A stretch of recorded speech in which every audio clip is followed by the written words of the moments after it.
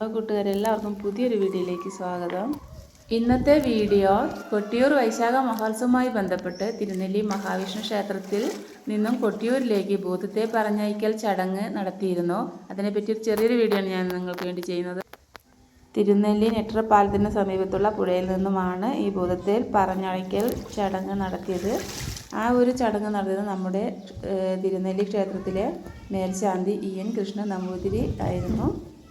ഇതിൻ്റെ ഐതിഹ്യം എന്താണെന്ന് വെച്ചാൽ, കൊട്ടിയൂർ മഹോത്സവം നടത്തുന്ന സമയത്ത് മുൻപ് തിരുനെല്ലിയിൽ നിന്നും ഭൂതങ്ങൾ കൊട്ടിയൂരിലേക്ക് അരി എത്തിച്ചു എന്നാണ് വിശ്വാസം. അരി കൊണ്ടുപോകാനായിട്ട് നിയോഗിക്കപ്പെട്ട ഭൂതഗണങ്ങളിൽ ഒരാൾ ഈ അരിയുടെ ഭാരത്താൽ അരി വഴിയിൽ കളഞ്ഞു. ഈ ഒരു സംഭവം അറിഞ്ഞ തിരുനെല്ലി പെരുമാൾ ഈ ഒരു ഭൂതത്താനെ ശപിക്കുകയും ശിലയാക്കി മാറ്റുകയും ചെയ്തു എന്നാണ് പറയപ്പെടുന്നത്. ഈ കുറവ് വന്ന ഭൂതത്താന് പകരമായിട്ട് തിരുനെല്ലിയിൽ നിന്നും ഒരു ഭൂതത്താനെ അയക്കുന്ന ഒരു ചടങ്ങാണ് അപ്പോൾ അവിടെ കണ്ടത്.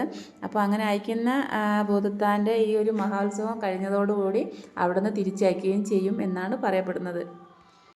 ഇങ്ങനെ ഒരു കഥ നിങ്ങൾക്ക് ആർക്കെങ്കിലും അറിയായിരുന്നോ? അങ്ങനെ അറിയുന്നവരാരെങ്കിലും ഉണ്ടെങ്കിൽ ഒന്ന് കമൻറ്റ് ചെയ്യണം കേട്ടോ. അപ്പോൾ ഈ ഒരു വീഡിയോ ഇഷ്ടമായ എല്ലാവരും ലൈക്ക് ചെയ്യാനും കമൻറ്റ് ചെയ്യാനും സപ്പോർട്ട് ചെയ്യാനും മറന്നു പോകരുത്. താങ്ക്